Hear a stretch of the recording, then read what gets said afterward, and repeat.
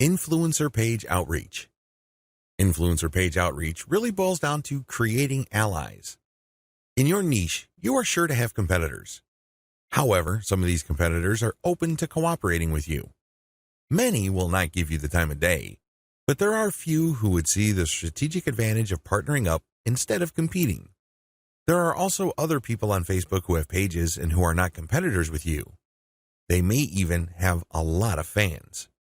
Here's how you build alliances with influence leaders on FB. Step number 1, find competitors. The first thing that you need to do is look at your notes when you reverse engineered your competitors. These people are in the same niche as you. After all, you study them to get to the industry standard content strategy as well as page layout and design for your own Facebook page. Next, you should look for non-competitors who specialize in your niche. There should be quite a few of these. These are not merchants or ones who provide services. They're not competing for the same dollars as you. Instead, they cater to the same audience as you. Try to find as many of these as possible. Step number 2, pay your dues by engaging. I know at this point it's very tempting to just go to a competitor's page and post a comment on one of their posts. In the comment, you're dropping a link to your page or to your website. You then repeat this many times on all their posts. Well, let me tell you, if you do this, you're going to get banned. Whatever links you put up will get deleted. It's a waste of time. Don't even think about it. The same applies to influential niche observers. These are non-competitors, but you shouldn't spam them either. Instead, you should pay your dues by engaging. How do you do this? First, you need to share high-quality content. It doesn't matter who wrote the content. It doesn't matter where that content goes to or links to. What's important is that it provides maximum value to anybody reading that content. It has to be on point. It has to deal with a specific theme or topic that you know that your target audience members are interested in. Next, you need to engage with people in terms of answering their questions. Try to be a facilitator. Try to be a mediator. Try to be the go-to source of information for your niche. If people are looking for statistics, go on Google and find them the statistics they're looking for. If they're looking for a video, go to YouTube and search for the content that they're looking for. The more you do this, the more people will pay attention to you because, let's face it, in any kind of online group communication platform, only a very few people actually produce high-quality content. You can count them on one hand most of the time. Everybody else is basically a leech. They take and take information, but they only give from time to time, if at all. Be that expert. Be that go-to resource. Another way you can engage is by asking questions. Now, these questions should not be very basic or dumb questions. Instead, they should be deep, insightful questions. You can also ask questions that try to tie many issues together. Many people are concerned about many different issues. When you ask questions that tie all these together, it can be very useful. You should also give feedback to people's responses. You have to do this in a respectful way. You cannot come off as a hater or somebody who's just plain negative. There is such a thing as constructive feedback. Remember, the name of the game here is to add value to the places that you're on. This means sharing information and enhancing information through proper questions and feedback. Step number 3, become credible, then reach out. At a certain point, people will start asking for you by name. People will try to reach out to you via Messenger. That's when you know that you have become an asset to these groups. That's when you know that you are on people's radars. You're not just this random person showing up every once in a while dropping a link. Instead, you're that person that helps keep these groups together. This is when you reach out. This is when you try to engage with the group admin. Usually, the best way to do this is when they engage with you. Maybe they mention your name, or they send you a message on Messenger. Whatever the case may be, try to wait for them, or reach a high enough level of engagement and acknowledgement from other community members before you reach out. What are you going to be reaching out for? Well, there are many different opportunities on the table. You can ask to swap content with your page. Most page admins don't have a problem with this. You can also ask for a shout-out. Basically, the admin of the page that you're on will tell page fans to check out your page because your page is a friend of the page they run. You can go through some ideas regarding joint events. Now, please keep in mind that this is not like a real event where people have to physically go somewhere, or you have to rent out some hall, rent out security, or get food. No. This is an online event, maybe a seminar, a live Facebook session conducted from 2 locations, or it can be an interview. Another opportunity on the table is, of course, guest blogging. You probably don't need me to remind you of how value-packed this is.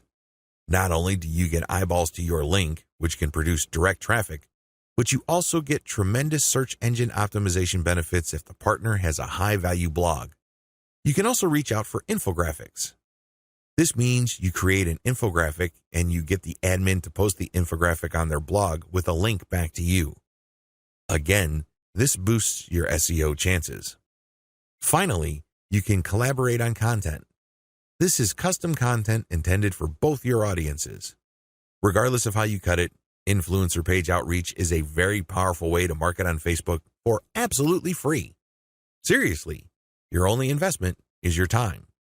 And what makes it so awesome is the fact that you are leveraging the hard-won credibility and authority of your partner. They've been there before. They put in the work and the time to develop a rapport and a solid brand with the people that follow them.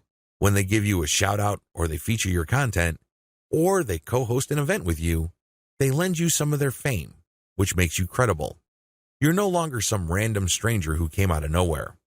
Instead, people get this idea in their minds that if somebody they respect and admire recommends a new person, then I'll give that new person a shot. Maybe that new person is worthy of my admiration and respect. Building alliances with influential niche players is definitely worth doing. But please keep in mind that it does take time. However, if you are passionate about your niche and you view your Facebook marketing business as a real business, then this should not be a problem for you. Paid traffic campaigns. For this section, I'm defining paid traffic campaigns in 2 forms. I can pay to boost the post, or I can pay for direct traffic to my target website. Please note that I have presented this information in that order. Boost posts first, and then pay for direct traffic. There's a reason for this. If you don't master Facebook's traffic to your page posts, then it doesn't make sense to go directly to your target website. You probably are going to spend a tremendous amount of money, time, and effort only to have very little to show for all that. It's better to boost a post in a strategic way so you can understand what kind of content connects with your intended audience. You will then be able to drive traffic to your website. You're actually killing several birds with one stone. By focusing on boosting a post, you can get more page likes, you can get more branding opportunities, and you can also get click-throughs to your target website in the form of a content link. Here's how it works. Post boosts. First, target a lookalike audience based on your user insight demographic. In other words, Facebook is going to show your ad to a fresh set of users who share the same demographic details and interests as your current page fans. People with these similarities are more likely to like your content. You're not going to pay Facebook to show your post to people who have already liked your page. Instead, you are trying to get fresh eyeballs to your page posts. You do run quite a bit of risk. Existing audience post boosts. The next option you have available to you is to boost your post to people who have actually liked your page. These are your actual page fans. They know roughly what you're about. They like your content enough to like your page. They're expecting your content. Unfortunately, like I said earlier, Facebook only shows your content to a small fraction of people who liked your content. Unless your fans select see first when they like your page, Facebook will use its natural algorithm to select the initial group of eyeballs that will show your page content. If enough people engage with your content, then Facebook will show even more of your page fans to your content. However, it's never going to show it to 100% of your fans. That rarely happens. This is why it's a good idea to boost your post to reach more of the people who have liked your page. The upside to this is these are not virgins. They've seen your page. In fact, they've seen it and liked it so much that they have clicked the like button and want to see your content. At least you know that there is some sort of interest there. Still, please understand that while there is a certain degree of familiarity there, and this increases the chance that these people will actually engage with your content and possibly click through to your target site, that isn't exactly guaranteed. Existing audience plus their friends. As the old saying goes, birds of a feather flock together. Friends usually have shared interests. In fact, if you think about it hard enough, that's the main reason we became friends in the first place. We have certain interests in common. We have certain things to talk about, and that's why we're friends. Makes a lot of sense, right? Well, you can apply that to Facebook marketing as well, because this can produce a tremendous amount of marketing opportunities.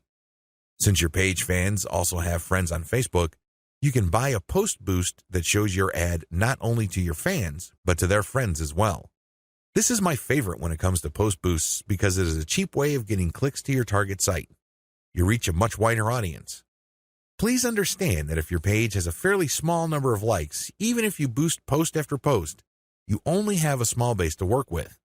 Now, if you expand that base by including your existing audience plus their friends, you have a lot more people to work with. You are operating with some level of confidence because you know that friends usually have shared interests. This translates to possibly cheap clicks to your target site. The best way to do this is to post a link directly to your content or to your promotional page on your website with some content. This way, when someone clicks through, they go straight to your website. They can read your commentary and some preview text, but the text should call them to action. This is the cleanest way to get direct traffic cheaply using post boosts targeting your existing audience and their friends. Direct traffic to your target site. The next option is to promote a target URL directly. It doesn't show a post from your page. It just goes directly to your target website paired with a picture. This is the direct traffic option on Facebook. To become successful with this, you have to use the lookalike audience based on your engaged users' insight data. In other words, your Facebook page should be mature enough for you to get solid consumer intelligence that you can then use to target potentially interested audiences on Facebook. That's the best way to do this. There are other ways. You can run raw targeting. Basically, you're not relying on user insight. Instead, you're just looking for an age range and a geographic location. You're also using gender. In certain situations, this may pay off. In fact, you may get better results than lookalike audiences, but generally speaking, you should focus on using the consumer intelligence your Facebook page gathered so you can reach people who are very similar to people you know have demonstrated a solid interest in whatever it is you're promoting. Best practices. Use them to boost your results. First, run small tests. This enables you to fail quickly. People who really know their way around Facebook run campaign after campaign after campaign until they're able to connect the dots and come up with a campaign that actually works. This is why you need to run small, cheap tests so you can easily see which campaigns are working out and which ones have failed. Next, make sure your budget is low. Usually, when I run a $1 campaign, that is good enough for me. $1 a day for 7 days a week, that is good enough for me to see if an ad has potential. So, I would run several ads. We're talking about $70 for 10 ads running at the same time. Third, focus on what works. Let me tell you, when you run many small tests, the winners stand out. Either they get clicks or not. That's the bottom line. However, at this stage, you're not just looking for clicks. You're not just looking for an ad campaign that gets a lot of attention. Instead, you're also going to look for an ad campaign that actually delivers conversions. You're going to have to set up your Facebook pixel to your target website so you can track whether traffic from Facebook went all the way through. I'm not just talking about traffic produced when people click on your link and they go to a content page and they leave. That's worthless. That's not going to help you. That traffic has to go to the content page, go to the sales page, and eventually make it to the shopping cart. That's when you know your campaign actually has traction. Focus on what works. Focus on what gets a high click-through rate paired with a conversion rate. However, to get there, you're going to have to burn through many ads. This is not going to jump out at you. It's not going to be obvious. It's not going to be easy. Once you have identified that ad and you've fine-tuned it, then scale it up. That's how this works. Basically, you focus on what works and then pour real money into it. Paid lead generation campaigns.